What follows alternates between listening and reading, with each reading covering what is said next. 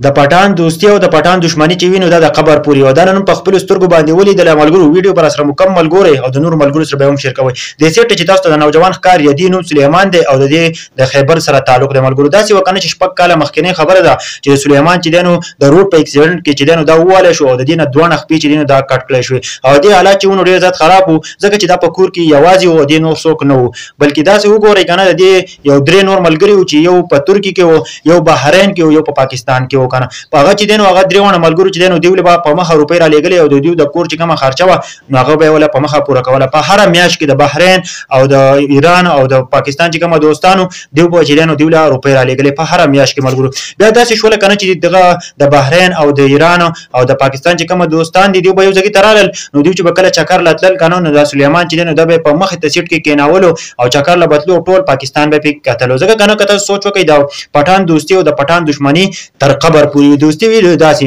اوس دې ویډیو مطلب دا دی کنه چې داسې دوستان هم په ژوندګي کې وي چې د خپل دوست مدد کوي خو دا واقعه به زه اوس سیټ ټکم زه به د خپلې معاشرې طرف ته لږ راشم کنه زه به په دې باندې هم لږ نظر اچوم چې نن سبا دوستي څنګه ده ملګرو نن سبا چې دا نو په چا چې لږ سخت حالات راشي کنه نو ټول خلک دې شاته تښتي هغه سره دوستي نه کوي ته به ورسره دوستي کوي ته به ورسره تعلق ساتي خو هغه ستا سره تعلق نه ساتي نن سبا چې کومه دوستي ده ملګرو نو هغه د دې دپاره ده د پیسو دپاره چې چا سره پیسې وي کنه د هغه سره خلک دوستي کوي خو چې چا سره پیسې نه وي کنه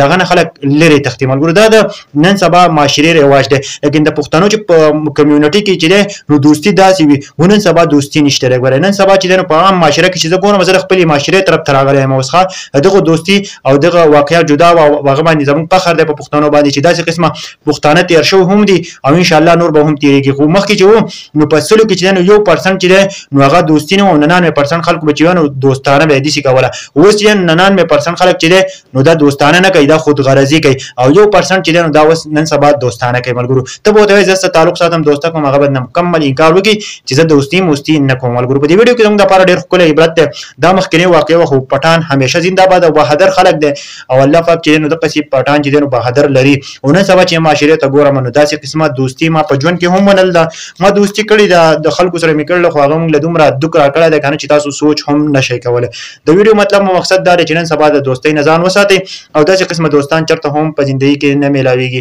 لکه سلیمان چې دا کومه واقعه وه د دې لپاره بیان کړه چې داسې قسمه دوستي هم پکار وي په زندګي کې یو داسې انسان په زندګي کې پکار وي چې هغه همیشه ستا سره در سره وي په هر مصیبت کې په هر خفګان کې او په هر خوشحالۍ کې ستا سره در سره وي خو نن سبا به ته داسې دوست چېرته ګورې ټول خودغرضه خلک دی ملګرو نو سړی ډېر زیات خفه شي ګره چې نن سبا دوستي ته وګوره او داسې قسمه دوستي نو په هغه باندې سړی ډېر زیات خوشحاله شي لکه دې سلیمان چې کومه دوستي وه په دې باره کې تاسو څه وایئ چې آیا